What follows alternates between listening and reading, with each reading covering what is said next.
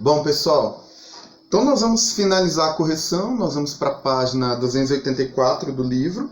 É um texto do gênero lírico, é uma elegia.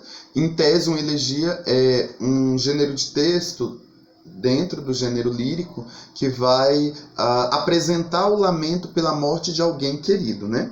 Então, nesse texto, a gente vai perceber que, em tese, a transcrição aqui no livro didático é da autoria de Massaú de Moisés, e em tese, a gente vai perceber, sugiro que você pegue o seu material, porque a gente vai se reportar a referências dentro do texto, e aí ele vai ser dividido em tese em dois momentos, né?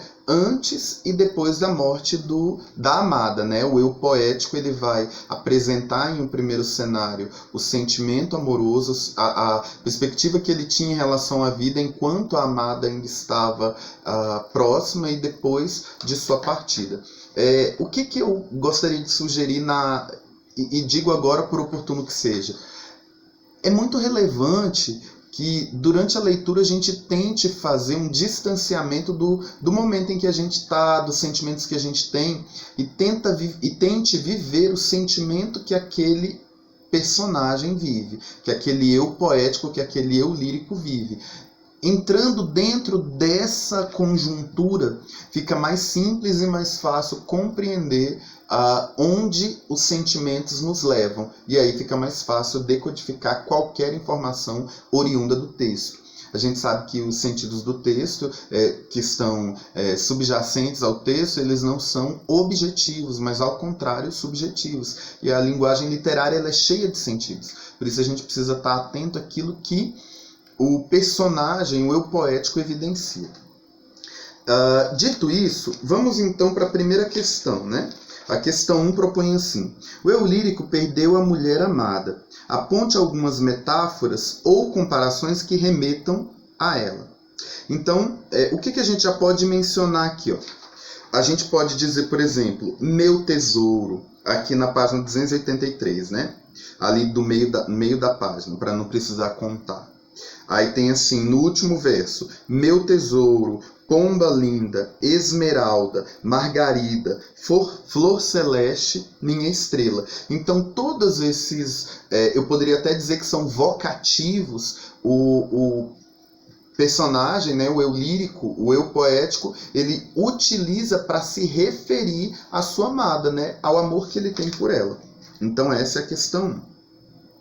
Na questão 2, propõe-se o seguinte: de que modo esse amor afetou a religiosidade do eu poético? E aí eu quero mencionar, pessoal, 2 versos em específico. A gente sabe que esse eu lírico, ele era apaixonado pela moça, e ela parte e a vida dele muda. Tanto que esse texto é uma elegia. Mas no texto, fazendo uma leitura ritmada, contextualizada, conjuntural com o sentimento dele, a gente consegue perceber isso. Veja, quando ele diz bem assim: Deus era ainda meu pai, eu estou falando do primeiro verso da página 283.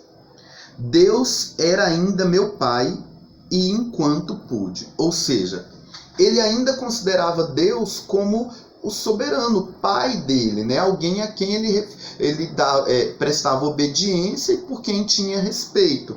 Possivelmente aqui nós estamos falando enquanto a amada ainda era viva, ele ainda considerava que Deus era pai, porque Deus permitia que ele vivesse aquela situação tão boa, né? Então ele ainda considerava Deus como seu pai.